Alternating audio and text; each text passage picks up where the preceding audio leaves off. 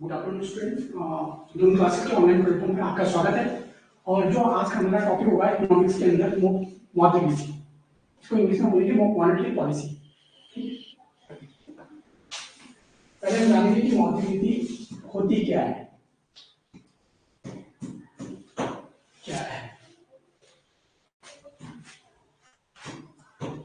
कौन तैयार करता है?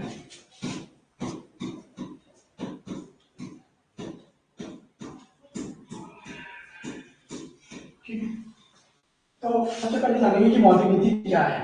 मौद्रिक नीति किसी भी देश का जो आर्थिक तंत्र है उसको रेगुलेट करने के लिए किसी भी देश का जो केंद्रीय बैंक होता है वो समय समय पे एक नीति तैयार करता है, जिसको हम क्या कहेंगे, मौद्रिक नीति। इसका जो मेन कार्य होगा, जो मुद्रा, किसी भी टाइम में किसी भी अर्थव्यवस्था में कितनी मुद्रा की मात्रा होनी चाहिए, और जो मुद्रा की मात्रा है वो निर्भर करती है आरबीआई द्वारा जो मुद्रा सप्लाई की जाती है, मुद्रा सप्लाई। और दूसरा उसमें एक ही एक साख, मौद्रिक नीति क्या होगी, मुद्रा की मात्रा, मुद्रा व साख की मात्रा का नियंत्रण।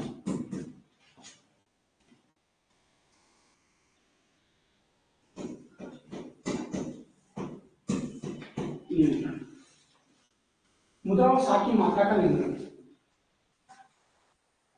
अब मुद्रा क्या है, किसी मुद्रा, जैसे आरबीआई क्या करता है कि मुद्रा जारी करता है, पता होगा आपको कि मुद्रा पर्टिकुलर टाइम में कितनी होनी चाहिए, किसी भी अर्थव्यवस्था में कितनी मुद्रा की मात्रा होनी चाहिए। ये निर्भर करता है कि उस देश में कितना उत्पादन हो रहा है, उस देश में कितनी वस्तुएं हैं, कितना उत्पादन हो पा रहा है, उद्योग कितना उत्पादन कर पा रही है, उद्योग धंधे कितना उत्पादन कर पा रहे हैं, कृषि कितना उत्पादन कर पा रही है, कितनी सेवाएं का सृजन हो पा रहा है। उस हिसाब से हमारे जो आरबीआई है वो क्या करता है, मुद्रा की मात्रा का निर्धारित करेगा कि पर्टिकुलर टाइम में कितनी मुद्रा होनी चाहिए। ठीक है, मुद्रा व साख की मात्रा का नियंत्रण, यह मुद्रा जो हमने देखा। दूसरा है साख। साख क्या होता है कि जब कोई भी बैंक अपनी उधारी कहां से करता है, आरबीआई से। जो जितने भी हमारे वाणिज्यिक बैंक हैं, प्राइवेट बैंक हैं और आरआरबी है, रीजनल रूरल बैंक, क्षेत्रीय ग्रामीण बैंक है, ये क्या करते हैं कि ये भी उधार लेते हैं कहां से, आरबीआई से।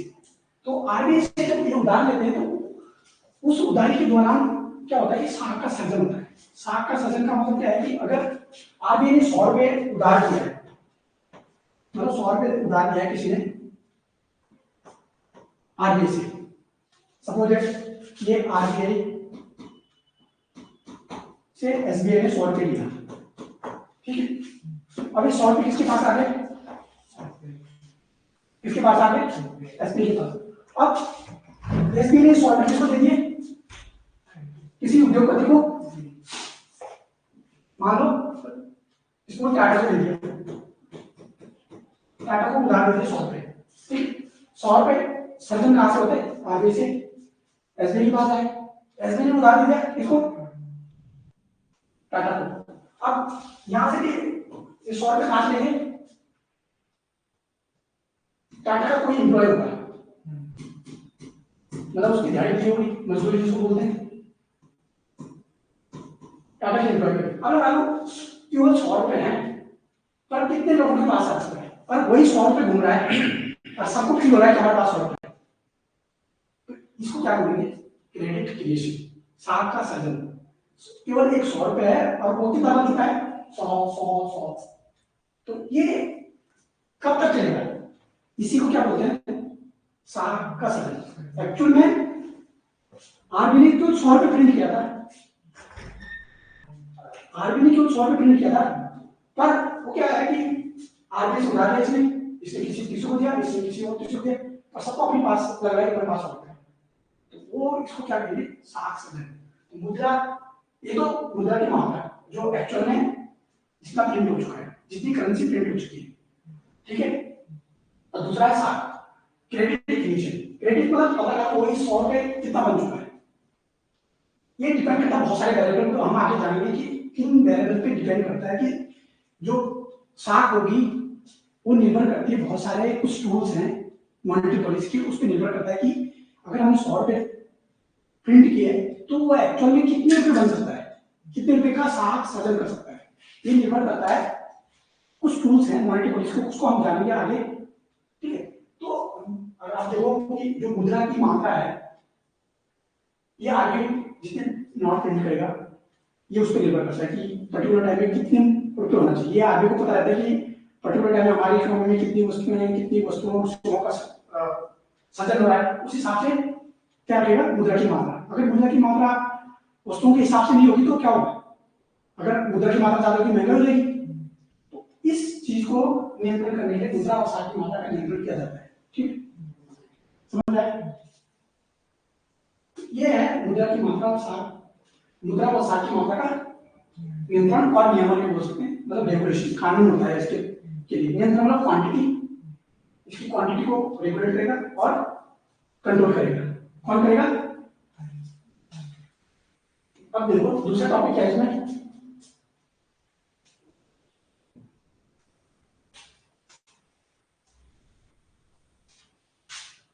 ये इतना समझ आ गया।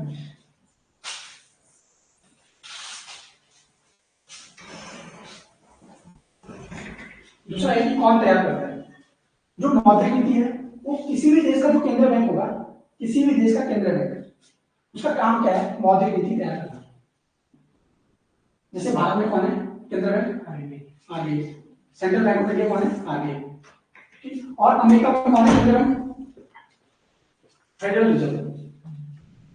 ब्रिटेन में कौन है? Bank of England. तो किसी भी देश का जो केंद्रीय बैंक होगा वो क्या तैयार करेगा? मौद्रिक नीति तैयार करेगा। किसी भी देश का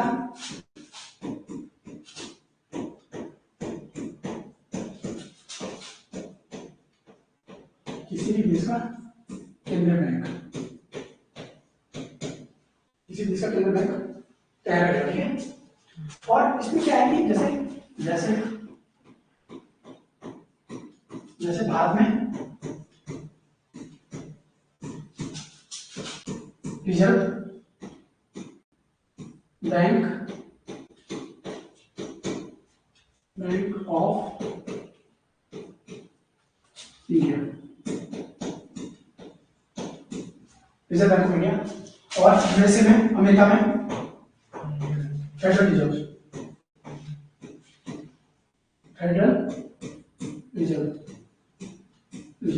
ठीक है। और ब्रिटेन में bank of India, Britain bank of India,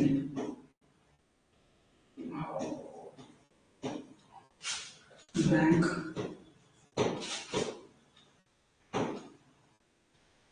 of India, ठीक है।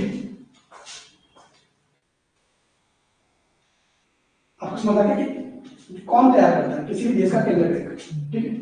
और केंद्रीय बैंक का जो मेन उद्देश्य क्या है कि मौद्रिक नीति को तय करना, और मौद्रिक नीति के माध्यम से क्या करता है वो मुद्रा की मात्रा कितनी रहनी चाहिए और साख सजन हमने सोचा इंपोर्टेंट टूल है इसमें, क्योंकि मुद्रा प्रिंट करना आरबीआई का काम है।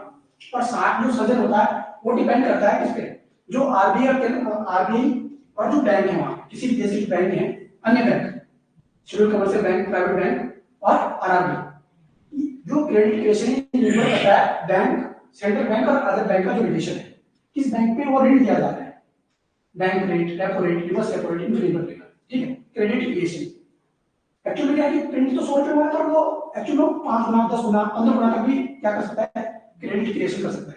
और जो ये सप्लाई होती है मनी की, यही मार्केट को अनस्टेबल करती है। तो इसको रेगुलेट करने के लिए आरबीआई क्या करता है, time to time monetary policy बनाता है।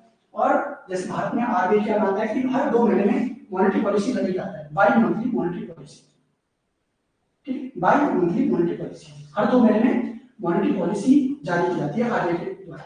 उसमें जो आरबीआई को देखता है कि देश में महंगाई क्या चल रही है, रोजगार का स्तर क्या है, जीडीपी हमारी क्या चल रही है, कौन सा सेक्टर ऊपर जा रहा है, कौन सा सेक्टर नीचे जा रहा है, या मंदी की स्थिति है, तेजी की स्थिति है, ये सारे जो फैक्टर हैं इनको देख के आरबीआई क्या करता है, मौद्रिक नीति तैयार करता है, ठीक है। हमने देखा कि मौद्रिक नीति क्या है, कौन तैयार करता है। और इसके बाद जो नेक्स्ट हमारा इसी में मौद्रिक नीति में मौद्रिक नीति के उद्देश्य क्या है, ठीक है। मौद्रिक नीति के जो उद्देश्य हैं अब हम उसको जानेंगे। ये आपको नाम याद रखने तीनों, क्योंकि ये पूछे जाते हैं अक्सर कि यूएसए का सेंट्रल बैंक कौन सा है, इंग्लैंड का सेंट्रल बैंक कौन सा है, बैंक ऑफ इंग्लैंड, भारत का कौन सा है, रिजर्व बैंक ऑफ इंडिया। ठीक, अब हम डालेंगे मौद्रिक नीति के उद्देश्य।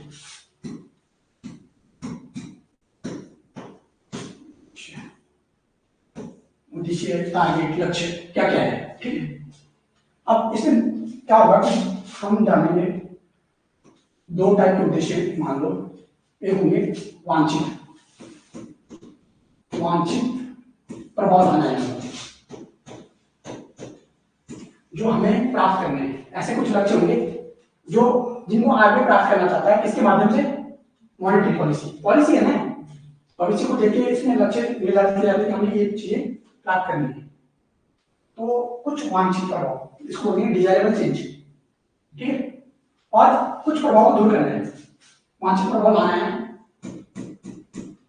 ठीक है, दूसरा है अवांछित प्रभाव को दूर करना है।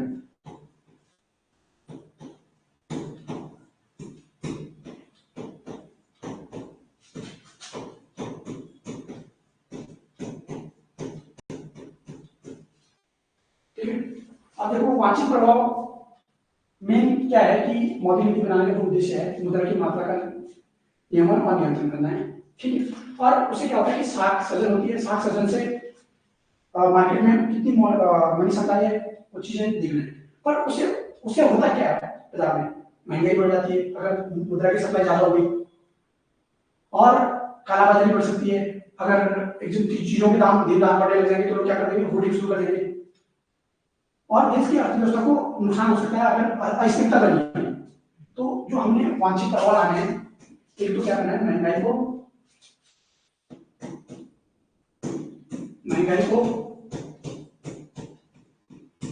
नियंत्रित करना है। ठीक है, तो इसमें कैसे होगा, तीसरा पॉइंट है जिसमें हमने पढ़ रखा है तीसरा रबर के बगल में ये। हाँ, जैसे अब चलो इसमें थोड़ा फैलाने का मौका मिल जाएगा। ठीक है, हाँ पेन, महंगाई को नियंत्रित करना है। दूसरा पेन यूज करो,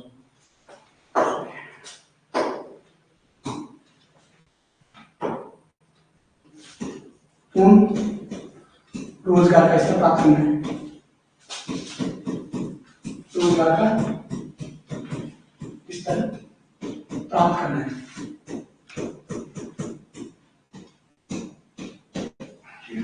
देखो जैसे महंगाई को नियंत्रित करना है, किसी भी अर्थव्यवस्था की महंगाई एक निश्चित मात्रा में महंगाई रहनी चाहिए, एक फिक्स रेट में, पर महंगाई ज्यादा नहीं होनी चाहिए और एकदम कम भी नहीं होनी चाहिए, जिसको बोलते हैं मंदी। अगर किसी चीज के दाम बहुत कम हो जाते हैं उसको क्या बोलते हैं, मंदी की स्थिति बोलते हैं।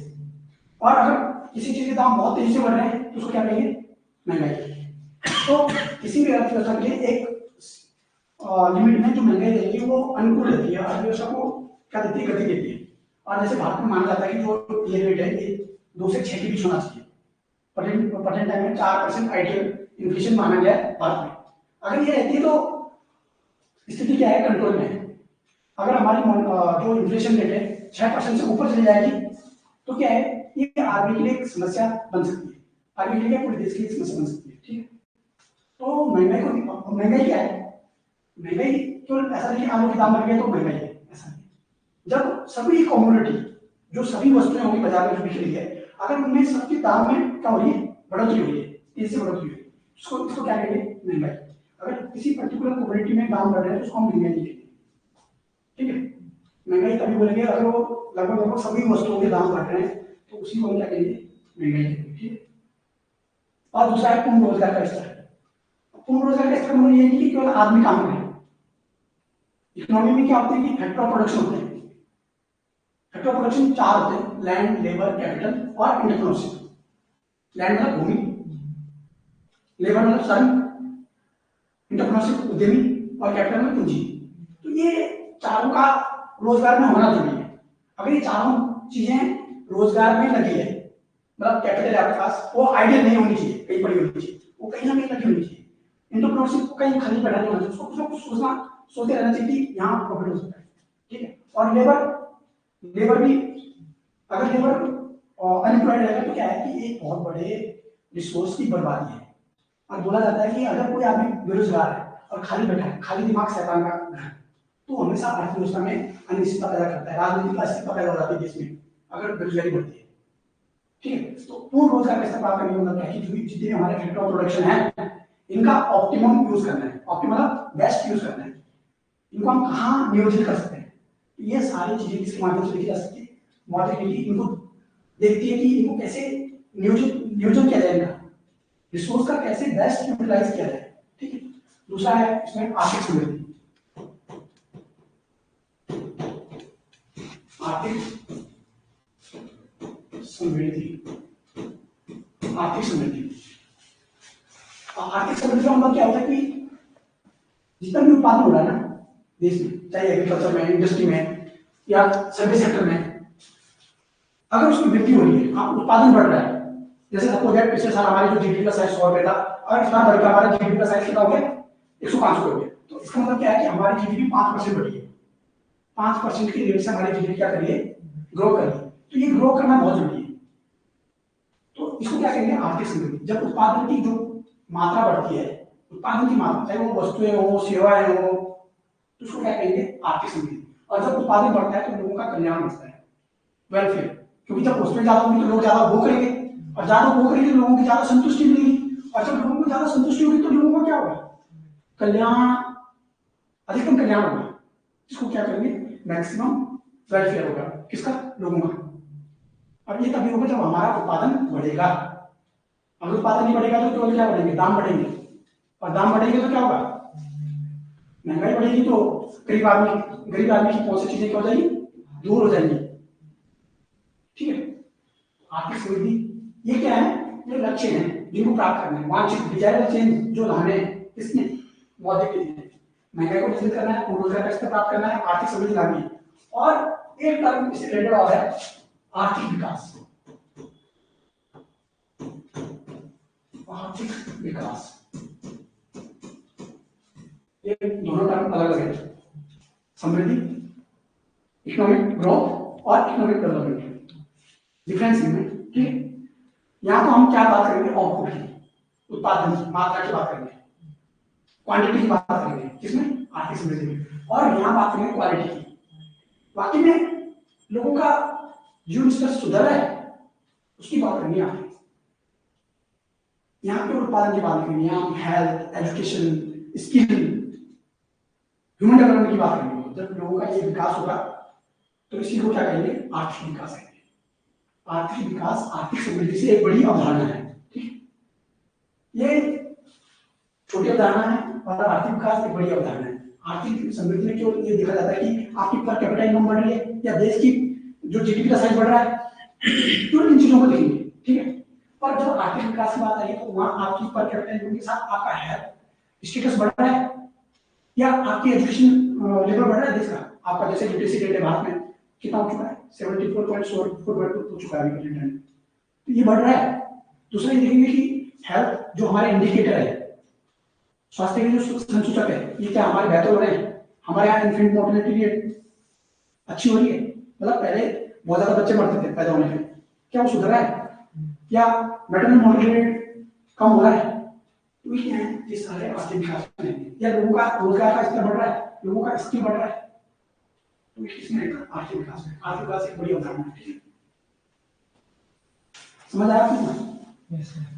ठीक, तो दूसरा इसमें क्या है समावेशी विकास। समावेशी विकास क्या है? समावेशी विकास, इंक्लूसिव डेवलपमेंट। ये क्या होता है? ये सारे कोरिलेटेड टर्म है पर सब में डिफरेंस है, बहुत बड़ा अंतर है सब में। ये है समावेशी विकास। समावेशी विकास होता क्या है? जब मतलब जो समाज का जो ऐसा तबका है ना जो हमेशा से पीछे रहा है, मतलब जिसका विकास आज तक नहीं हो पाया है, उसमें बुजुर्ग, बच्चे, महिलाएं, दलित, पिछड़े, दिव्यांग, ऐसे लोग जो विकास की मुख्य धारा में अभी तक नहीं आ पाए हैं, मतलब जिनको जो विकास का जो लाभ है आज तक नहीं मिल पाया है, उन लोगों का अगर विकास होना भी सुनिश्चित करेगा किसके माध्यम से, मौलिक नीति के माध्यम से। तो अगर दिव्यांगों का, बच्चों का, महिलाओं का, दलितों का, पिछड़ों का अगर उत्थान होगा तो उसी को क्या कहेंगे, समावेशी विकास। ठीक है, ये टर्म है, पेपर में पूछी जाती है, सिंपल कुछ नहीं पूछा जाता, इसकी डेफिनेशन लिखी होनी चाहिए कि इसका मीनिंग क्या है। और ये हमें इतना ही पता चला कि 11वीं पंचवर्षीय योजना थी हमारी, उसमें जो 11वीं पंचवर्षीय योजना का जो लक्ष्य था ना, मतलब जो उसका थीम था वो क्या था, समावेशी विकास। ठीक, समझ आया। और एक इसमें है सतत विकास। अब ऐसे नहीं बोली जा रही कि ये चीजें तो उल्टी उल्टी नहीं बोली जाती है, ये मौद्रिक नीति के माध्यम से प्राप्त किए जा सकते हैं। इसमें टूल है ऐसे, मौद्रिक नीति में ऐसे कुछ टूल है जिनके माध्यम से इन लक्ष्यों की हम क्या कर सकते हैं, प्राप्ति कर सकते हैं। जब हम आगे टूल पढ़ेंगे तो हम बताएंगे कि कौन से टूल से कौन सा लक्ष्य प्राप्त किया जा सकता है। ठीक है, सतत विकास, ये सतत विकास, 4 विकास पढ़े हैं तक। एक तो विकास, आर्थिक समृद्धि इसको बोलते हैं, आर्थिक विकास, आर्थिक समृद्धि, समावेशी विकास और सतत विकास। अब ये सतत विकास, सस्टेनेबल डेवलपमेंट, सस्टेनेबल डेवलपमेंट। ठीक है, कभी सुना होगा सतत विकास लक्ष्य, sustainable development goal, MDG, millennium development goal, जो यूएन लक्ष्य थे, इनको हमको प्राप्त करने हैं। तो ऐसे ही सतत विकास। सतत विकास क्या है कि अगर हम ग्रोथ कर रहे हैं, मतलब हमारी इकोनॉमी ग्रो कर रही है, तो ग्रो करने के साथ हमने एनवायरनमेंट को कितना नुकसान पहुंचाया है, तो वो हमारे कहीं कहीं हमारे विकास को क्या कर रहा है, कम कर रहा है। अगर हमने कहीं इकोनॉमी बढ़ाने के चक्कर में हमने इकोलॉजी को नुकसान किया है, इकोनॉमी को बढ़ाने के चक्कर में हमने इकोलॉजी को अगर नुकसान किया है, तो हमारा विकास सतत विकास नहीं है। ठीक है, सतत विकास तभी कहा जाएगा जब हम अपनी इकोनॉमी को तो बढ़ा रहे हैं और साथ में क्या करें, जो इकोलॉजी है, इकोलॉजी मतलब इन्वायरमेंट को कम से कम नुकसान पहुंचा रहे हैं। ठीक है, इसको क्या बोलेंगे, विकास। सतत विकास मतलब हमने वर्तमान आवश्यकताओं को पूरा करते हुए, मतलब भविष्य की आवश्यकताओं को देखते हुए वर्तमान आवश्यकताओं को पूरा करना है। मतलब ऐसा वो करना है कि भविष्य की पीढ़ी की जरूरतें भी पूरी हो और आज हम अपनी आवश्यकताएं पूरी कर पाए। इसी को क्या कहेंगे, सतत विकास। ठीक है, गांधी जी ने बोला था कि मतलब किसी के पास इतना सब कुछ है कि सबका पेट हो सकता है, पर इतना नहीं है कि एक आदमी की जो लालच है उसको भी पूरा कर पाए। मतलब अगर लालच की बात की जाए तो एक आदमी की आवश्यकताएं पूरी नहीं कर सकती पूरी करते हुए, पर उसके पास इतना पर्याप्त है कि वो सबकी आवश्यकताएं पूरी कर सकता है, पर किसी एक व्यक्ति की लालच की पूर्ति नहीं कर सकता है। ठीक है, मतलब अगर लालच की बात है तो एक आदमी की आवश्यकताएं पूरी नहीं कर सकती पृथ्वी, और अगर आवश्यकता की बात है तो पूरी पृथ्वी में जितनी भी मानव जाति है या जितनी भी प्राणी है, केवल पृथ्वी केवल हमारी नहीं है, ये जितने भी फ्लोरा फौना सबकी है, यही पृथ्वी है, उनके भी यही है, केवल हमारा है अपने सारे नेचुरल रिसोर्स पे। तो अगर हम सतत विकास करना है, हमने उनका भी ध्यान रखना है, इकोलॉजी, इन्वायरमेंट का ध्यान रखना है। ठीक, ये सारी लक्ष्यों की प्राप्ति की जा सकती है इसके माध्यम से, मौद्रिक नीति के माध्यम से। समझ आया आपको? ठीक है,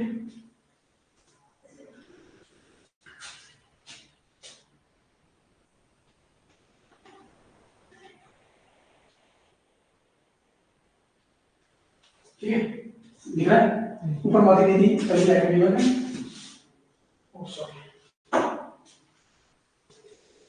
अब है अवांछित प्रभाव को दूर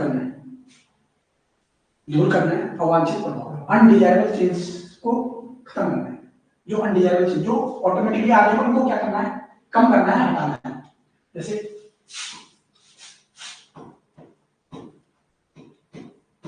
बेरोजगारी,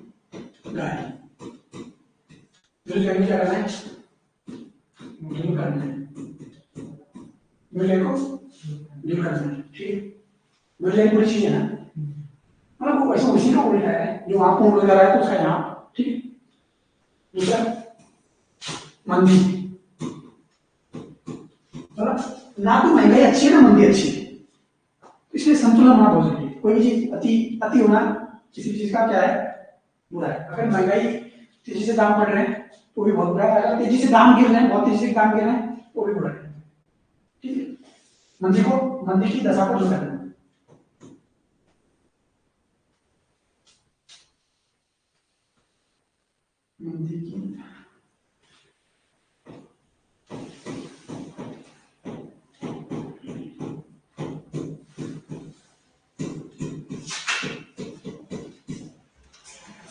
मंदी की दशा को दूर करना। ठीक है, अब मंदी क्या होता है? जैसे आर्थिक मामले 1938 अमेरिका। हाँ, तो मतलब ऐसे केवल जो महामंदी थी वो मंदी की महामंदी, उसको थे ग्रेट रिसेशन। तो मंदी क्या होता है कि जब देश में उत्पादन तो हो चुका होता है बहुत, पर बाजार में क्या होती है, उसकी मांग नहीं होती है। क्या नहीं होती है? मांग नहीं होती है। और जब मांग नहीं होती बाजार में तो धीरे धीरे क्या होता है कि जो उत्पादन करने वाले लोग हैं ना, उद्योग धंधे, वो क्या करते हैं, उत्पादन करना बंद कर देते हैं। और जब उत्पादन करना क्या कर देंगे, बंद कर देंगे, तो क्या होगा, जो वहां लोग रोजगार में लगे हैं वो क्या हो जाएंगे, रोजगार। और जब वो लोग बेरोजगार हो जाएंगे तो उनकी जो आय, जो उनको आय मिल रही थी हर महीने, तो वो आय खत्म हो जाएगी। और जब आय खत्म हो जाएगी तो वो बाजार में जो उस आय से बाजार में क्या कर रहे थे, मांग क्रिएट कर रहे थे, अब वो मांग भी खत्म हो जाएगी। तो ये साइकिल चल जाएगा और एक उद्योग बंद होगा, एक उद्योग बंद हो गया, फिर दूसरा उद्योग बंद होगा, फिर तीसरा उद्योग बंद होगा, फिर चौथा उद्योग बंद होगा, पूरा एक साइकिल चलेगा और सारी इकोनॉमी पस्त हो जाएगी। ठीक है, ऐसी दशा को क्या बोलेंगे, मंदी की दशा। और मंदी की दशा में से बाहर निकलने के लिए बहुत टाइम लगता है, क्योंकि लोगों की उम्मीदें कम हो जाती है। लोग क्या करते हैं, बाजार में लोग पैसा इन्वेस्ट करना मतलब बहुत रिस्क समझते हैं लोग कि अभी पैसा लगाना बहुत मुश्किल है। जब मंदी की दशा होती है तो लोगों की जो उम्मीदें होती है ना, खत्म हो जाती है। कि चाहे वो आपको फ्री में कोई ब्याज दे रहा हो, इंटरेस्ट में, फ्री इंटरेस्ट में भी आपको ऋण दे रहा हो, क्या करते हैं, जब मंदी की दशा होती है तो बैंक बहुत कम दर पे भी क्या देते हैं, ऋण देते हैं। और फिर भी लोग नहीं ऋण लेते क्योंकि उनको उम्मीद ही नहीं होती कि इकोनॉमी रिवाइव करेगी। ठीक है, तो मंदी इसलिए बुरी बुरी चीज है। मंदी में क्या होता है, इसलिए फैक्टर ऑफ प्रोडक्शन क्या है, फैक्टर ऑफ प्रोडक्शन होते हैं, उत्पादन के जो कारक होते हैं, क्या हो जाते हैं, बेरोजगार हो जाते हैं। और जो बेरोजगार हो जाते हैं तो जो लोगों की आय का साधन खत्म हो जाता है, तो मांग भी क्या हो जाती है, कम हो जाती है। और धीरे धीरे साइकिल चलता है। और मंदी से क्या होता है कि मंदी के साथ बेरोजगारी, बेरोजगारी से लोग राजनीतिक अस्थिरता पैदा हो जाती है, लूट मार। तो जितने भी आप ये वाला देश देखोगे, ये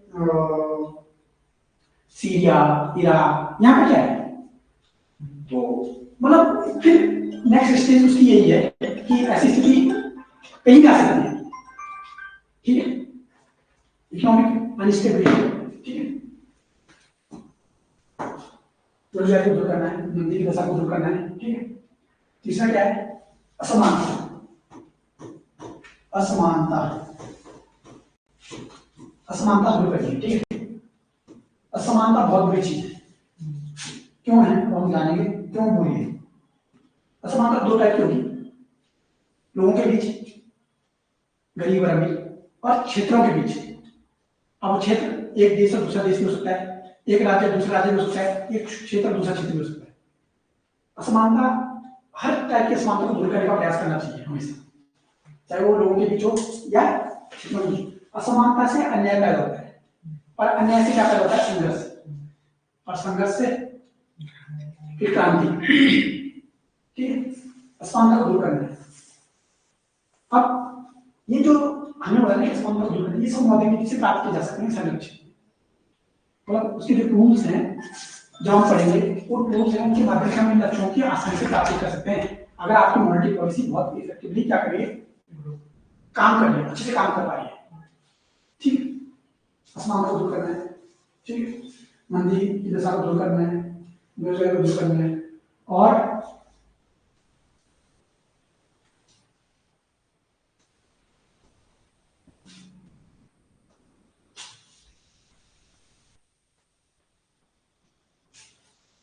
आर्थिक स्थिरता।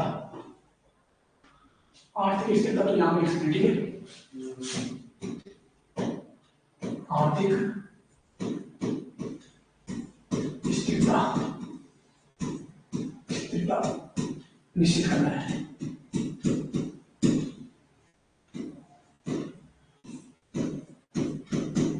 ठीक है, आर्थिक स्थिरता निश्चित करना है। आर्थिक स्थिरता मतलब क्या है कि इकोनॉमी में जो ये बूम बस क्या होता है, जब कोई भी अर्थव्यवस्था है ना, जब वो चल रही है तो उसमें क्या होते हैं, दो टाइप के फेज होते हैं, बूम बस्ट। बूम बस्ट मतलब मंदी और तेजी, तेजी और मंदी, ये चलते रहता है। इसको क्या बोलते हैं, जब ये चलते रहता है ऐसे साइकिल में, कुछ टाइम मंदी का होगा, कुछ टाइम तेजी का होगा, ये साइकिल के टाइप से चलता रहता है, ठीक है। तो इनको क्या कहते हैं, ट्रेड साइकिल, व्यापार चक्र कहते हैं इनको। और ये व्यापार चक्र जितने ज्यादा वोलेटाइल होंगे, जितने ज्यादा अस्थिर होंगे, उतना क्या है, घातक है किसके लिए, अर्थव्यवस्था के लिए। तो मॉनेटरी पॉलिसी का एक लक्ष्य ये रहता है कि आर्थिक स्थिरता को बनाए रखना, कोशिश करने की जो ट्रेड साइकिल है इसको कम से कम किया जाए, क्योंकि इसको खत्म नहीं कर सकते पर कम किया जा सकता है, ठीक है। ये हमें उद्देश्य देखिए, कितना आप समझ आ गया, ठीक है। ये आज होने वाला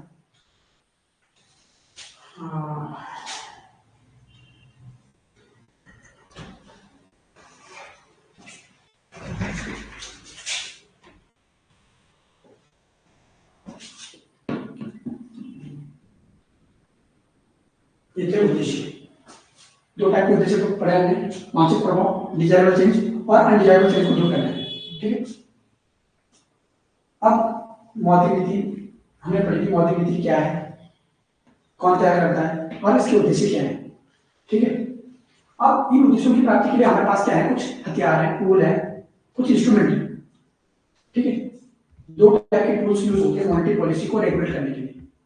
रेगुलेशन करना है ना, नियंत्रण करना है, कंट्रोल करना है किसको, मनी सप्लाई और किसको, क्रेडिट को। मनी सप्लाई मेन क्या, मेन काम ही है उस मनी सप्लाई से ही ये सारी चीजें ऊपर नीचे जाएंगी, ठीक है। तो इसको रिलीज किया जाए या आगे बढ़े, प्लस प्लस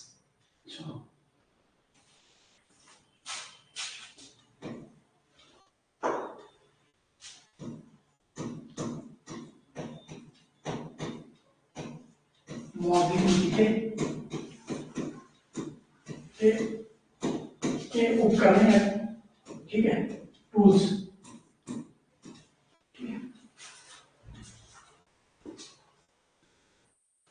मौद्रिक नीति के उपकरण दो टाइप के होते हैं उसमें, हम पढ़ेंगे। एक होता है मात्रात्मक, मात्रात्मक इसको बोलेंगे क्वांटिटेटिव, क्वांटिटी की बात की जाएगी हमें, ठीक है। मतलब पहला नाम है मात्रात्मक, और दो टाइप के टूल्स हैं, दूसरा है गुणात्मक, ठीक है। अब क्या होगा कि जो मौद्रिक नीति है ना हमारी, उसमें जो मात्रात्मक टूल है, इसमें भी अगर हम कोई भी चेंज लाएंगे, कोई भी चेंज लाएंगे, मतलब चेंज का मतलब क्या है कि जो लोन रेट होगी ना, इंटरेस्ट रेट होगा, खासकर इसमें इंटरेस्ट रेट की बात होती जाती है। इंटरेस्ट रेट में जो चेंज लाएंगे वो पूरी इकोनॉमी में बराबर इम्पैक्ट लाएंगे। अब देखेंगे हम कौन सी चीजें हैं, जैसे रेपो रेट है, रिवर्स रेपो रेट है, सीआरआर है, एसएलआर है, बैंक रेट है, एमएसएम है, ये सारे क्या है, टूल्स हैं किसके, क्वांटिटेटिव टूल्स हैं मॉनेटरी पॉलिसी के, ठीक है। तो इसमें अगर ये बात एक करके मात्रा की बात करेंगे, किस मात्रा में परिवर्तन चेंज लाएगा, और चेंज किसमें आएगा, मनी सप्लाई और क्रेडिट क्रिएशन में। माध्यम से हम मनी सप्लाई और क्रेडिट क्रिएशन में क्या लाएंगे, चेंज लाएंगे अकॉर्डिंग टू नीड, जो हमारी क्या होगी, जरूरत है, समझ आया, ठीक है। इसको बोलेंगे क्वांटिटेटिव। इसमें क्या है कि एक तो है सीआरआर, सीआरआर इसको बोलेंगे कैश रिजर्व रेशियो, हमारी हिंदी में इसका क्या होगा, नगद, नगद आरक्षित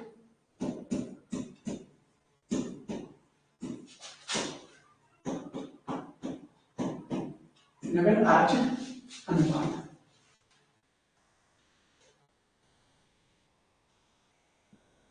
ठीक है, समझ आया। ये जो पहले टूल है हमारा सीआरआर, इसका जो मेन काम है, होता क्या है कि जैसे हम क्या है, बैंक के लिए हम क्या है, कस्टमर है, नॉर्मल बैंक के लिए, क्योंकि हम आरबीआई तो जाते नहीं, आरबीआई हम जा नहीं सकते, क्योंकि नॉर्मल कस्टमर का आरबीआई में अकाउंट नहीं होता। आरबीआई तो किनका अकाउंट होता है, बैंकों का या सरकार सरकार का अकाउंट होता है, स्टेट गवर्नमेंट का, सेंट्रल गवर्नमेंट का, और बैंकों का अकाउंट होता है। हमारा अकाउंट कहाँ है? नॉर्मल बैंक में, वो हो सकता है प्राइवेट बैंक हो सकता है गवर्नमेंट बैंक हो, जिसको बोलते हैं शेड्यूल्ड कमर्शियल बैंक, अनुसूचित वाणिज्यिक बैंक, और हो सकता है आरआरबी में हो सकता है डिस्ट्रिक्ट कोऑपरेटिव बैंक में हो। ठीक, होता क्या है कि जब हम पैसा जमा करते हैं बैंक में, जमा करते हैं बैंक में पैसे जमा, तो दो टैक्स का जमा होता है। एक होता है टाइम डिपॉजिट और एक होता है सीडीआरडी, जैसे करंट अकाउंट, इसमें क्या होता है, एक तो होगा सेविंग अकाउंट, डिमांड डिपॉजिट बोलते हैं इसको। क्या होता है? सेविंग अकाउंट होता है, उसको बोलते हैं डिमांड डिपॉजिट। इसका मतलब क्या है कि आपने अपना पैसा बैंक में रखा और जब भी आप चाहोगे तब भी आप बैंक से अपना पैसा निकाल सकते हो। खासकर सेविंग अकाउंट और करंट अकाउंट में जो आपका पैसा होता है, इसको बोलते हैं डिमांड डिपॉजिट। ठीक है, मतलब इसको आप कभी भी जाके कभी भी पैसा निकाल सकते हो जब बैंक खुला है। अब तो खुले की जरूरत नहीं है क्योंकि ऑनलाइन हो चुका है। ठीक है, अब तो 24/7 आप चीजें डेबिट और क्रेडिट कर सकते हो बैंक से। तो जो सीआरआर जो है, मैं इसलिए बता रहा हूँ किसकी जरूरत पड़ेगी यहाँ पे। ठीक है, दो टाइप का डिपॉजिट होगा, एक होता है डिमांड डिपॉजिट और एक होता है टाइम डिपॉजिट। सेविंग अकाउंट और करंट अकाउंट में जो पैसा रखा जाता है उसको क्या बोलेंगे? Demand deposit. और जो आरडी और एफडी, सुना है आरडी? आरडी रिकरिंग डिपॉजिट, जिसमें हमारे मैंने 100 रुपए जमा करते हैं, 1000 जमा करते हैं, इसको क्या बोलते हैं? आप कितने की अमाउंट भी इसको क्या बोलेंगे? आरडी। और एक होता है टाइम डिपॉजिट, आपने 10,000 रुपए बैंक में डाल दिया 5 साल के लिए, 5 साल से पहले आप निकाल नहीं सकते इसको बोलेंगे टाइम डिपॉजिट। एफडी, जिसको एफडी और आरडी, एफडी बना दिया 1 लाख रुपए की, और ये 1 लाख 2 लाख रुपए कभी मिलेंगे तो 5 साल मिलेंगे, इससे पहले आप चला नहीं सकते। तो इसको क्या बोलेंगे? Time deposit. ठीक, होता क्या है कि हम बहुत सारे कस्टमर होते हैं, बैंक के पास एक ही कस्टमर होता नहीं है, बहुत सारे लोग डिपॉजिट करने जाते हैं, बहुत सारे लोग क्या करते हैं? निकालने जाते हैं, और बहुत सारे लोग किस लिए जाते हैं? बैंक से कर्ज मांगने के जाते हैं, लोन लेने जाते हैं। ठीक है, तो बैंक में सपोज दैट माना 100 रुपए जमा हुआ,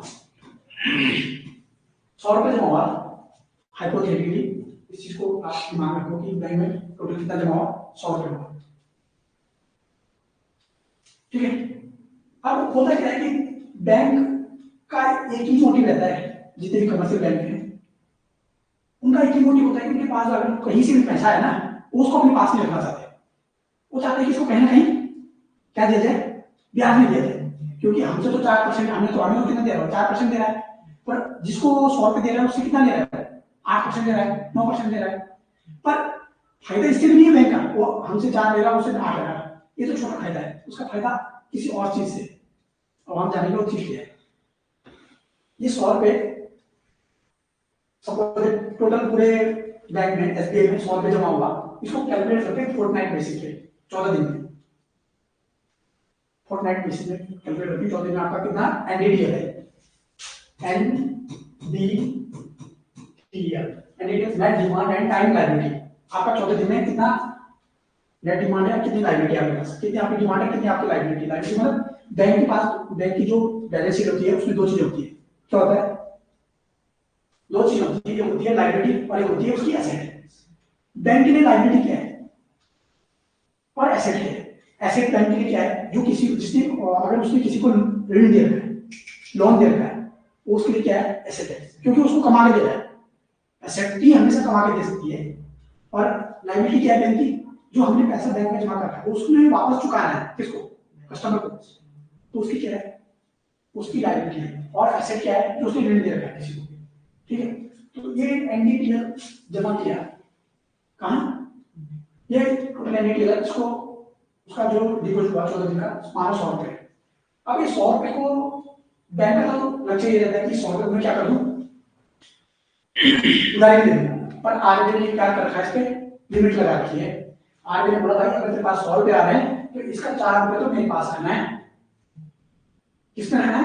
आरबीआई के पास रखना है। 100 रुपए का 4 रुपए रखना है आरबीआई के पास। सीआरआर कहाँ रखा जाता है? आरबीआई के पास। किसकी फॉर्म में? कैश की फॉर्म में, किसी अदर फॉर्म में नहीं, ओनली कैश। ठीक है, तो आप लगाओ रिमेनिंग कितना होता है? 96। पर इस 96 को भी नहीं घुमा सकता हूं, अभी इतना समझ लो, ठीक है।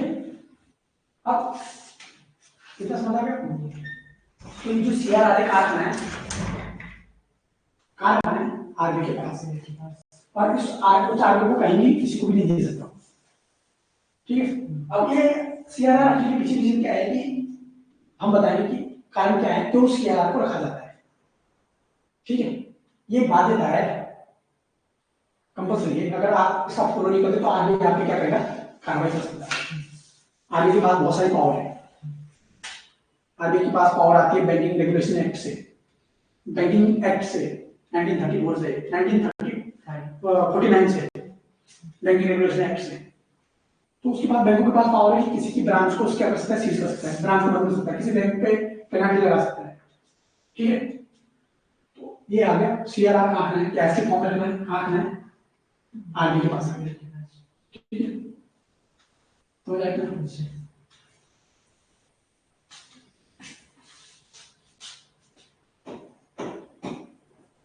Net demand and time liabilities, कुल मांग समय जमा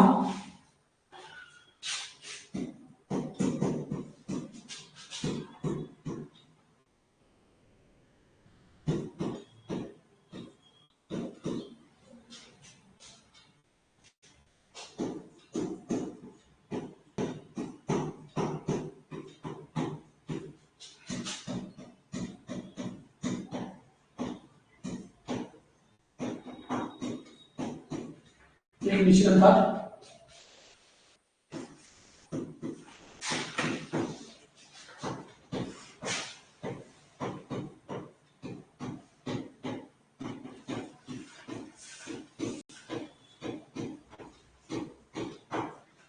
ठीक है।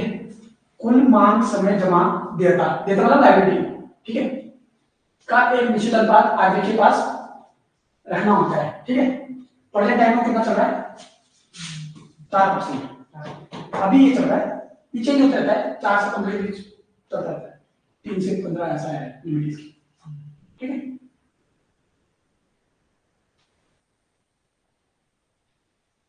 अगर 100 रुपये जमा करने हैं तो 4 रुपये कैश में देना पड़ेगा। 4 रुपये जब जैसे आपने 100 रुपये जमा किया, हमने नहीं करना है काम, ये बैंक को करना है। हाँ भाई, उसको ये क्या करना है कि अगर आपने 100 रुपये डिपोजिट कर दिए तो 14 दिन में कैलकुलेट करेगा कितना हमारे पास डिटेल है। अगर उसके पास डिटेल 100 रुपये आया 100, तो उसमें से 4 रुपये उसको कहाँ करने हैं, आरबीआई के पास जमा करने, आरबीआई के वॉलेट में डालना पड़ेगा। आरबीआई का एक अकाउंट है इको बैंक, फिर हमें पूरे नहीं क्यों नहीं मिलेंगे, हमें मिलेंगे, वो आरबीआई के पास रखें पर उसको वो लोन नहीं दे सकता, वो पैसे हमारे हैं, बैंक के हैं, पर जो बैंक है, कमर्शियल बैंक है, वो उसको लोन नहीं दे सकते किसी को। अब क्यों रखे हैं वो, उसके पीछे लॉजिक है और उसके पीछे भी कारण है, ठीक, समझ आया?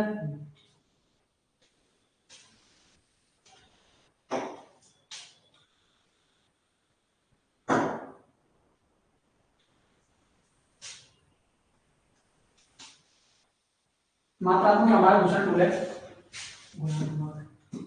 मात्रात्मक भी चल रहा है, ठीक है, ऐसे लाए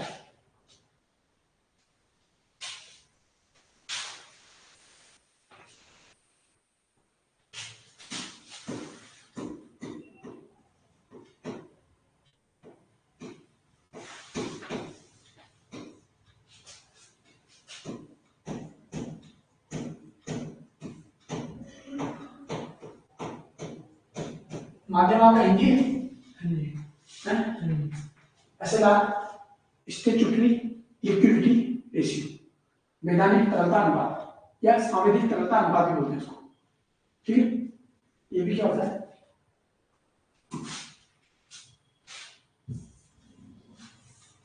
ठीक है, ये भी ऐसे जैसे, अब इसमें क्या होता है कि ये भी बैंकों को मेंटेन करना होता है। अब 100 रुपए में से प्रेजेंट टाइम में ऐसे लाख 20-15 के आसपास चल रहा है,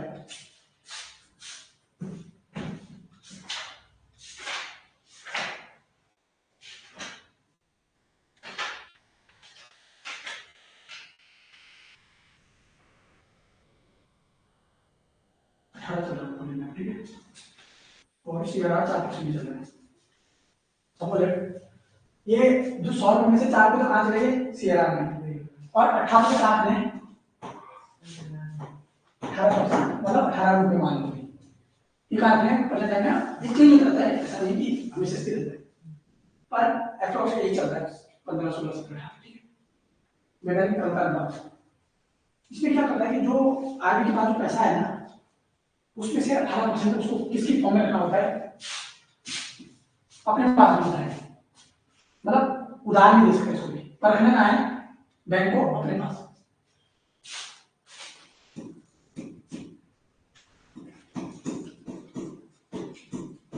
वाणिज्य जो बैंक होंगे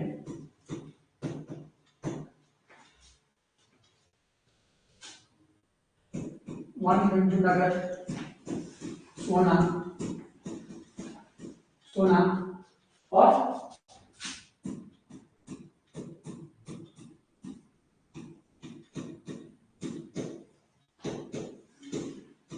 सरकारी प्रतिभूति, वाणिज्यिक बैंक नगद सोना सरकारी प्रतिभूति के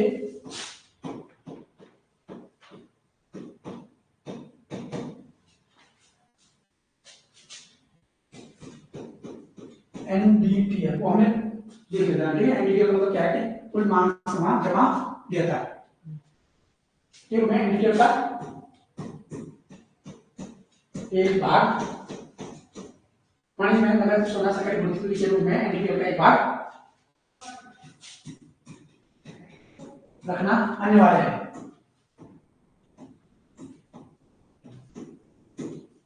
ठीक है। तो जो एसएलआर है वैधानिक तरलता अनुपात और स्टैट्यूटरी लिक्विडिटी रेशियो, ये क्या है कि बैंकों को जो कुल एनडीटीएल है उसका एक भाग किसकी फॉर्म में रखना है, नगद कैश गोल्ड और सरकारी प्रतिभूति गवर्नमेंट सिक्योरिटीज की फॉर्म में रखना है, किसका एनडीटीएल का एक भाग, ठीक है। और अनिवार्यता है ये रखना है, ठीक है। अब जो सीआरआर और एसएलआर है उसके पीछे रखने का क्या उद्देश्य है, मेन उद्देश्य उसके दो उद्देश्य हैं। एक तो मुद्रा की आपूर्ति को नियंत्रित करना है, ठीक है। मुद्रा और साख की मात्रा का क्या करना है, नियंत्रण करना है, मुद्रा और साख की मात्रा का नियंत्रण करना है या नियमन करना है, ठीक है। पहला उद्देश्य, फर्स्ट उद्देश्य तो ये है। और सेकंड उद्देश्य क्या है, to protect against bank run. आपको मीनिंग समझ में आएगा क्या होता है कि हमने बैंक में पैसे जमा कर दिया तो हमें विश्वास कैसा होगा कि बैंक हमारा पैसा लौटाएगा, कैसा होगा, मतलब आसानी से घोषणा नहीं होना ना। तो इसलिए आरबीआई ने दो चीजें की है, सीआरआर और एसएलआर। भाई ठीक है आपके पास 100 रुपए आ गया, पर आप 100 के 100 रुपए क्या नहीं कर सकते, उधार नहीं दे सकते। हो सकता है कि 100 रुपए किसने लेंगे, मालिया ने लेंगे, और मालिया ने बोलते मैं तो दे नहीं सकता वापस, तो क्या होगा, बैंक हमारे पैसे कहां से चुकाएगा। इस प्रोविजन से बचने के लिए, मतलब हो सकता है कि बैंक ने जो पैसा ऋण देकर वापस ना मिला उसको, ना मिल पाए, होता है ऐसा बहुत बार। तो इसलिए आरबीआई ने प्रोविजन किया है कि एक फिक्स क्वांटिटी वो एनडीटीएल का कुछ परसेंट सीआरआर में रखना है, कुछ परसेंट किसमें रखना है, एसएलआर में। और सीआरआर आरबीआई के पास रहना और एसएलआर किसके पास रहना है, मतलब बैंकों को भी पास में, वो स्टेट बैंक हो सकता है, पीएनबी हो सकता है, बैंक ऑफ बड़ौदा हो सकता है, आरआरबी हो सकते हैं, कोऑपरेटिव बैंक हो सकते हैं, सबको मेंटेन करना होता है, ठीक है। तो उससे क्या होगा कि उनके पास अगर वो इतना पैसा वो ऋण दे नहीं सकते तो उनके पास ही रहेगा, और जब कस्टमर आएगा तो इमरजेंसी कंडीशन में वो वहां से पैसा कस्टमर को दे सकता है। तो होता क्या है कि जब बैंक अर्थव्यवस्था में अस्थिरता पैदा होती है या बैंक डूबने वाला होता है, खबरें आती है ना आपके बैंक डूबने वाला है, आज के दिन बैंक डूबा है पेंसिल ऐसा कुछ है। तो जब बैंक डूबने वाला होता है तो लोग क्या करते हैं, कस्टमर क्या करते हैं, बैंकों की तरफ भागते हैं, बैंकों की तरफ भागते हैं। और क्यों भागते हैं, क्योंकि उनको लगता है कि हमारा पैसा डूबने वाला है, वो अपना पैसा निकालने के लिए बैंकों की तरफ भागते हैं। और इसे क्या होता है कि ऐसी सिचुएशन पैदा हो जाती है कि सब एक ही बार जमा करने कोई नहीं आता है, सब क्या आते हैं, मांगने आते हैं। और बैंकों की समझ से बैंकों का तो काम तभी चलेगा जब कोई मांगने आए, कोई देने लेने आए। और सब एक ही बार मांग रहे हैं कि बैंक क्या लेंगे, बैंक का जो कोर्स है क्या होता है खाली जाएगा और बैंक डूब जाएगी। तो इस चीज से बचने के लिए सीआरआर और एसएलआर बनाया गया है to protect against bank run. ये बैंक रन सभी का मतलब क्या है कि लोग बैंकों की तरफ भागते हैं जब क्या होता है, जब बैंक डूबने वाला होता है। और इस चीज से बचने के लिए सीआरआर और एसएलआर बनाया है। दो लक्ष्य हैं, एक तो मुद्रा आपूर्ति को का नियंत्रण करना है, नियमन करना है, ठीक है। पहला तो वो तो मॉनेटरी जितनी भी क्वांटिटेटिव टूल्स हैं, मनी सप्लाई तो सबका क्या है, मोटिव है। हर टूल का मेन काम तो है कि मनी सप्लाई को रेगुलेट करना है, वो हम देखेंगे कैसे करता है, ठीक है। समझ आएगा?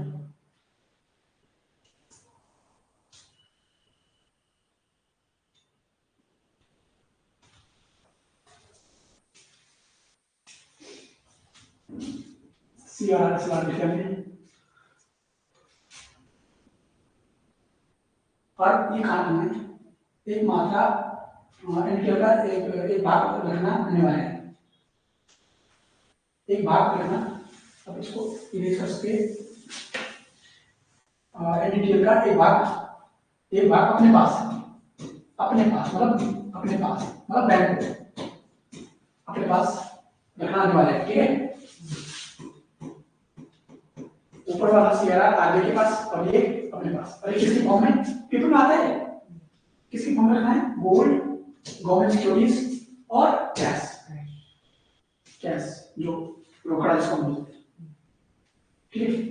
मैंने प्रेजेंट टाइम में सीआरआर कितना चल रहा है, 18% चल रहा है, और रिवर्स एसएलआर कितना चल रहा है, 18% चल रहा है, और सीआरआर 4% चल रहा है, ठीक। ये सरकार जो बाई मंथली मॉनेटरी पॉलिसी आती है ना, बाई मंथली मॉनेटरी पॉलिसी जो मासिक जो मौद्रिक नीति आती है, सरकार इसको चेंज कर देती है। जरूरी नहीं चेंज करें, ये जरूरी नहीं कि चेंज करें, पर कर सकती है, ठीक है। समझ आएगा? ये जो टूल्स है सभी अभी क्या है, क्वांटिटेटिव टूल्स है, मात्रात्मक टूल्स हैं, ठीक है। समझ आया? इसमें टूल्स और है, मतलब एक टूल्स इसमें बहुत है, एक है इसमें रेपो रेट,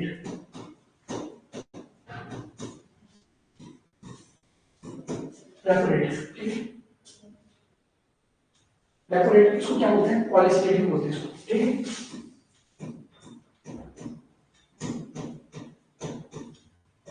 पॉलिसी रेट बोलते हैं इसको, ठीक है। होता क्या है कि अब ये आ गया, ये एक रेट है, जैसे लोन की दर होता है, बैंक दर, बैंक रेट, इंटरेस्ट रेट, ये इस टाइप की चीजें। अब होता क्या है कि सभी भारत में सबसे बड़ा बैंक, मतलब बैंकों का बैंक किसको बोलते हैं, आरबीआई को। आप क्योंकि सेंट्रल बैंक है, वो उसका काम ही क्या है कि जितने भी बैंकिंग क्षेत्र की जो बैंकिंग सेक्टर है उसको रेगुलेट करना किसका काम है, आरबीआई का काम। तो बैंक आरबीआई क्या है, सेंट्रल बैंक है भारत में, और उसको बैंकों का बैंक बोलते हैं, और लेंडर्स ऑफ लास्ट रिजॉर्ट बोलते हैं, लेंडर्स ऑफ लास्ट रिजॉर्ट बोलते हैं, अंतिम ऋणदाता भी बोलते हैं उसको। अंतिम ऋणदाता किसके लिए, हम जैसे तो आरबीआई से लोन ले नहीं सकते, तो हमारे जो है किसके लिए, बैंक के लिए। और ये बैंक, ये जो बैंक है ये क्या करते हैं, आरबीआई से क्या करते हैं, उधारी करते हैं, उधारी मतलब ऋण लेते हैं, ठीक है। तो वो जो उधारी की जाती है, जो बैंक आरबीआई से उधारी करते हैं, वो किस रेट पे की जाती है, वो की जाती है repo rate. Repo rate, repo rate पे क्या करेगा, आरबीआई बैंकों को क्या देगा, पैसा देगा, ऋण में, ऋण की फॉर्म में देगा, बोलेगा भाई कि आपको मैंने 100 रुपये दिया है, और 10 दिन 14 दिन बाद, एक दिन बाद, 91 दिन बाद, 182 दिन बाद, एक साल बाद आप मेरे को क्या देना, कितने परसेंट रिटर्न करके देना। प्रेजेंट टाइम में 6.5% चल रहा है, क्या रेपो रेट, 6.5 क्या चल रहा है रेपो रेट। अभी प्रेजेंट टाइम अगर कोई बैंक आरबीआई के पास आ रहा है, कोई भी बैंक आरबीआई के पास अगर ऋण लेने जा रहा है, तो आरबीआई बोलता है भाई आप ऋण ले जाओ, पर आपको क्या देना पड़ेगा, 6.5% इंटरेस्ट देना पड़ेगा, इंटरेस्ट मतलब रेपो रेट देनी पड़ेगी, तभी आपको क्या मिलेगा, ऋण मिलेगा। पर इसके साथ एक शर्त और है, ऐसे ऋण नहीं देगा, वो बोलेगा कि भाई तुम्हारे पास जो सिक्योरिटीज है ना, सरकारी प्रतिभूतियां हैं, क्योंकि सरकार के आगे सरकार के कुछ पेपर होते हैं वो बैंकों के पास होते हैं, सरकार के कुछ पेपर होते हैं बैंकों पास होते हैं, बैंकों ने सरकार को क्या दिया होता है, कर्ज दे रखा होता है। तो आरबीआई बोलता है कि तुम जो तुम्हारे पास जो सरकारी पेपर है ना, जिसमें लिखा है ऋण पत्र, सरकारी पत्र होती है, आप इसको हमें दो, हम इसके बदले आपको क्या देते हैं, ऋण देंगे। और वो भी वो जो ऋण पत्र होगा टैक्स क्या है, गिरवी, जैसा सोना रखता है ना बैंक, प्राइवेट बैंक ऋण देता है गिरवी में, तो इसी टाइप से बैंकों को भी, जो बैंक है, कमर्शियल बैंक है, इनको क्या रखना पड़ता है, गवर्नमेंट जो सिक्योरिटी होती है, इसको कहाँ रखना पड़ता है, आरबीआई के पास गिरवी रखना पड़ता है। ठीक है,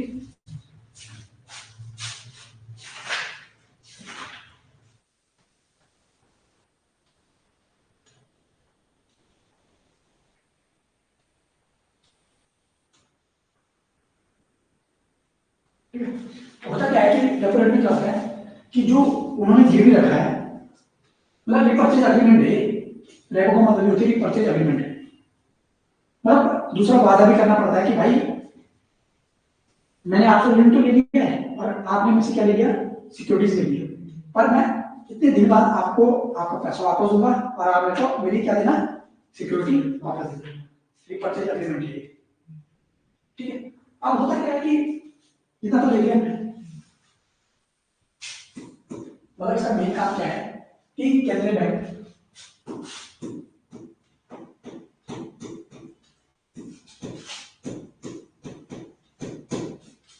केंद्रीय बैंक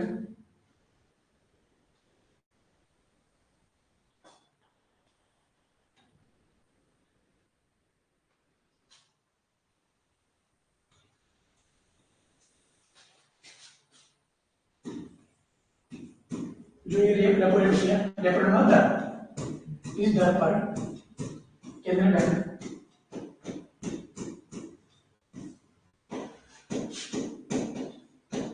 केंद्रीय बैंक क्या देती है, केंद्रीय बैंक वाणिज्य मतलब कमर्शियल बैंक,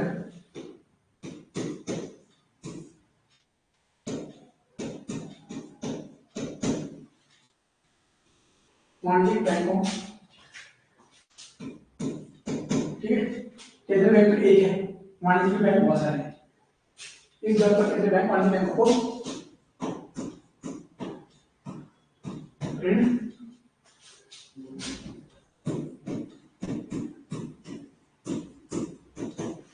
ठीक है, ऋण देती है। ठीक है,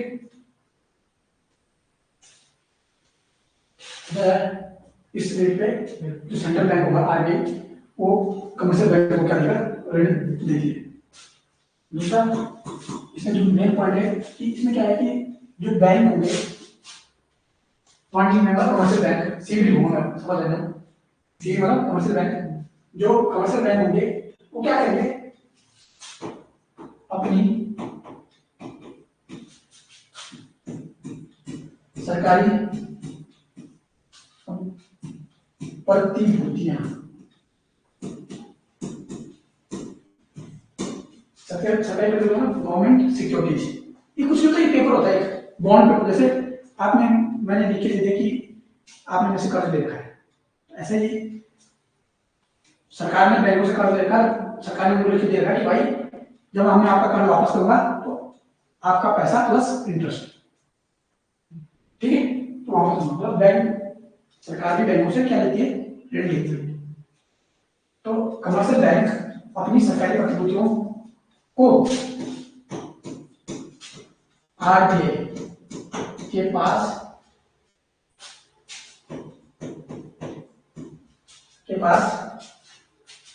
गिरवी रखना है, क्या बोलते हैं, जमानत, कोलेटरल होता है, कोलेटरल होते हैं इसमें, कोलेटरल जमानत, ठीक है, के पास रखकर आरबीआई पास रखकर रेपो रेट पर उधारी उधारी पर क्या ऋण देती, ठीक है,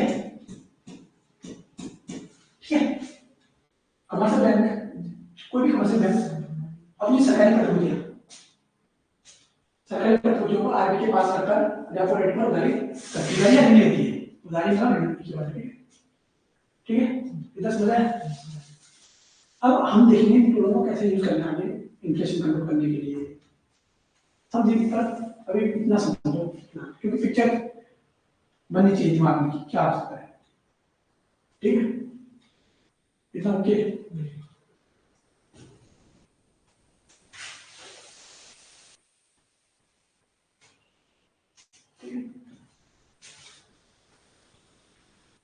हमने निकाल, मुझे समझ आ गई। ये सारे जो रूल चल रहे हैं किसके हैं? क्वांटिटेटिव रूल्स हैं, मात्रात्मक उपकरण। ठीक है, किसके? मॉनेटरी पॉलिसी के। और ये रूल्स हैं जिनके माध्यम से हम बहुत सारे लक्ष्य प्राप्त करते हैं। ठीक है, जैसे इन्फ्लेशन को कंट्रोल करना है, ग्रोथ लाना है, एम्प्लॉयमेंट बढ़ाना है, सस्टेनेबल डेवलपमेंट लाना है, इंक्लूसिव डेवलपमेंट लाना है। ठीक, इसमें हम एक और है रिवर्स रेपो। ये उल्टा होता है इसका रेपो रेट का। ठीक, इसमें क्या होता है, अभी तो हमने देखा था कि जो बैंक है, कमर्शियल बैंक है, वो आरबीआई से क्या कर रहे हैं? उधारी कर रहे हैं। किस रेट पे? रेपो रेट पे। कमर्शियल बैंक क्या कर रहे हैं? आरबीआई से उधारी कर रहे हैं रेपो रेट पे, या कम आरबीआई जो ऋण दे रहा है उनको रेपो रेट पे ऋण दे रहा है। पर रिवर्स रेपो रेट में क्या होगा?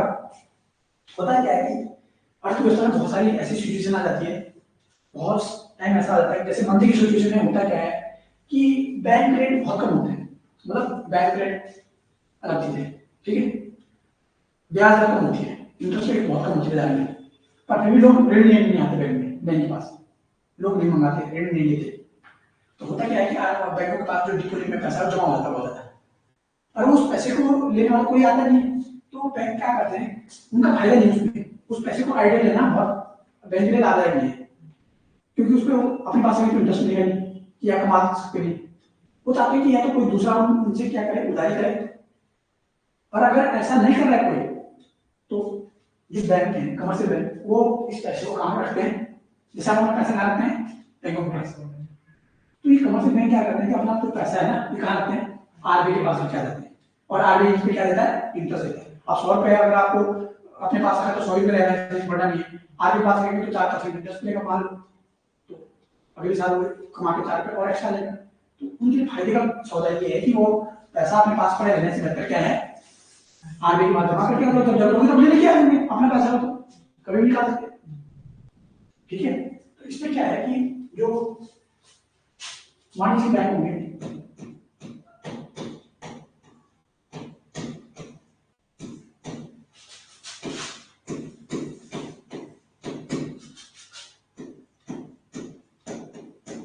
वाणिज्यिक बैंक का पैसा, पैसा मतलब यहाँ मनी से, ठीक है, पैसा मनी धन जो भी है, अपना पैसा वाणिज्यिक बैंक अपना पैसा आरबीआई के पास,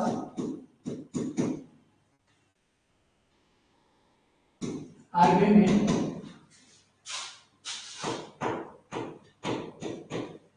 जमा करते हैं, जिस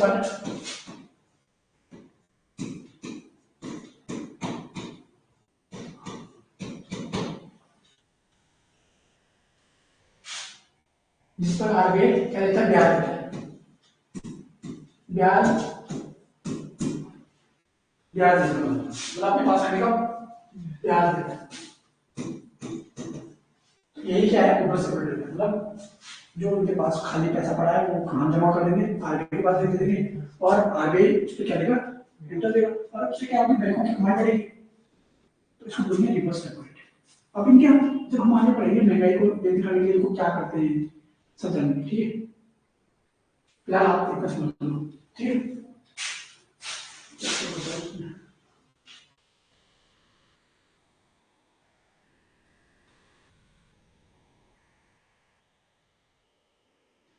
और इसमें भी क्या होता है कि इसमें भी जो सिक्योरिटी होती है ना, आरबीआई से क्या करेंगे? प्रतिभूतियां खरीदेंगे। जब जो बैंक है अपना पैसा आरबीआई के पास डालेंगे, तो आरबीआई से क्या करेंगे? सिक्योरिटी खरीदेंगे और पैसा आरबीआई के पास जमा करेंगे। तो वहां हम क्या देखा था? आरबीआई के पास अपनी सिक्योरिटी रखते हैं, पैसा आरबीआई से लेते हैं। किसमें? रेपो रेट में। ठीक है,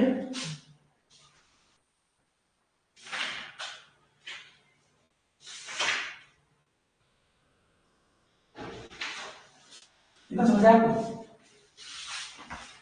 इसमें एक और है बहुत महत्वपूर्ण, OMO। OMO मतलब ओपन मार्केट ऑपरेशन, हिंदी में लिखेंगे इसको खुले बाजार की संक्रियाएं।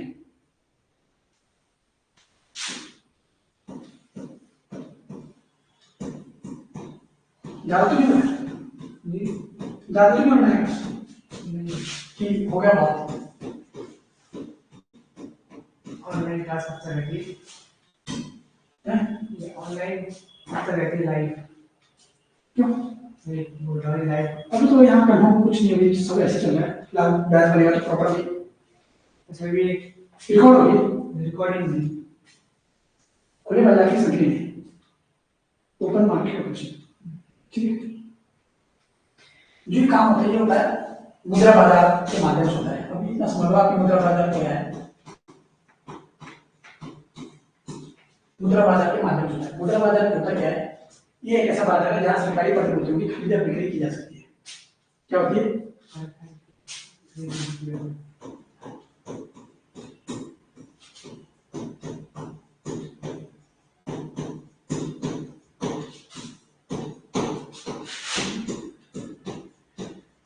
खरीद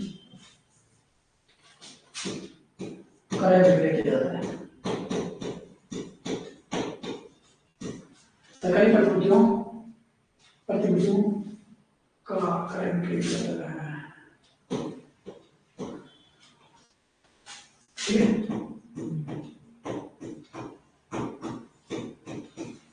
ये क्या है? मुद्रा बाजार है, ठीक है। अभी ओपन मार्केट ऑपरेशन नहीं समझा हमने, इसलिए जरूरी है कि आपको मुद्रा बाजार के बारे में थोड़ा जनरल आइडिया होना चाहिए। ये ऐसा बाजार है जहां सरकारी प्रतिभूतियों का क्रय विक्रय किया जाता है। इसमें दो टाइप की सिक्योरिटी होती है, short term, long term. Short term मतलब एक साल से कम की सिक्योरिटी होती है, कुछ सिक्योरिटी होती है एक साल से ज्यादा की होती है। मतलब अगर सरकार, खासकर जो ओपन मार्केट ऑपरेशन है, सरकार इसका टूल यूज करती है सरकार जनता से उधार लेने के लिए। मतलब मेन इसका मेन उद्देश्य क्या है कि सरकार जनता से क्या कर लेती है? उधार लेती है। सरकार को उधार की मतलब जनता से उधार लेने की जरूरत पड़ती है। उसके बहुत सारे उद्देश्य हैं, केवल ऐसा नहीं सरकार के पास पैसे कमी है, उसके कुछ और मोटिव ये है कि वो जनता से उधार क्यों लेती है। वो जो मोटिव है, वो सारे मोटिव वही हैं जो हमने डिजायरेबल चेंज और डिजायरेबल चेंज को खत्म करना है या डिजायरेबल चेंज लाना है, ठीक है। अभी के लिए समझ लो सरकारी प्रतिभूतियों का क्रय विक्रय किया जाता है। ओपन मार्केट ऑपरेशन में क्या होता है?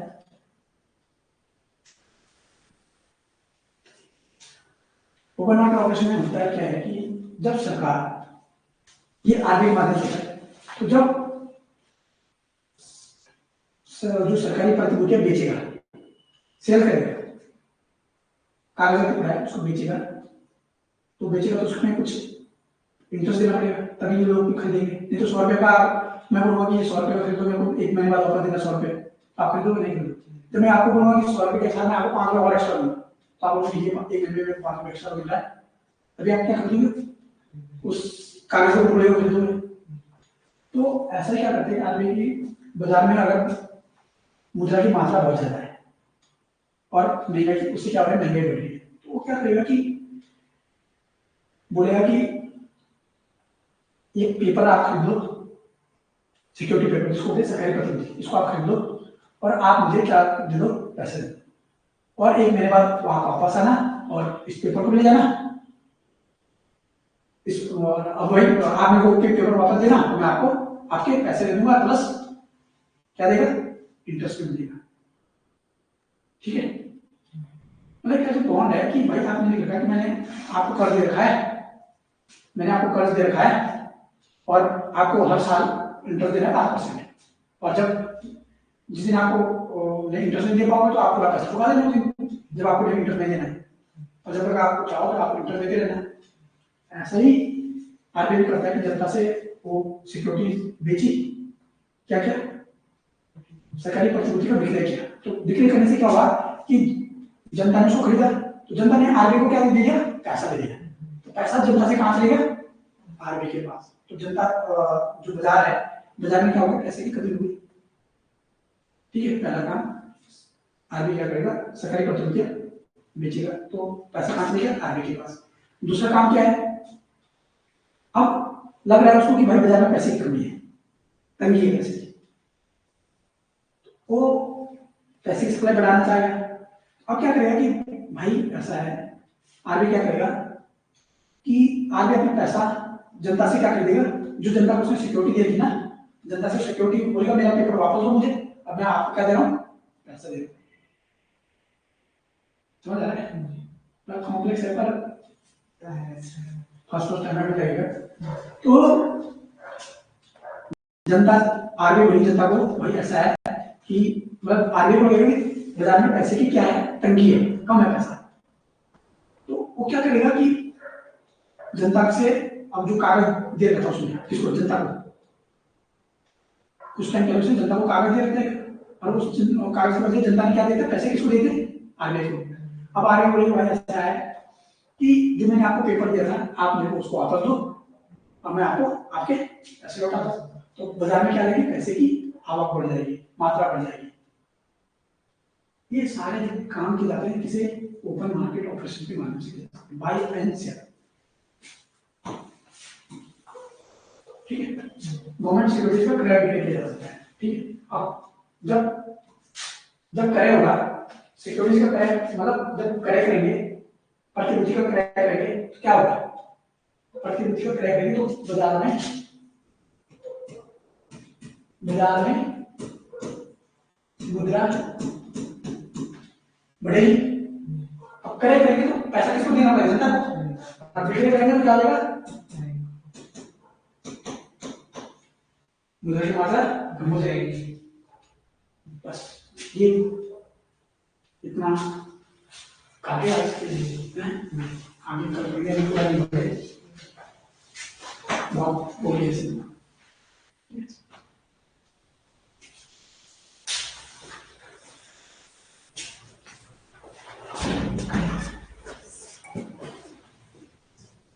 सर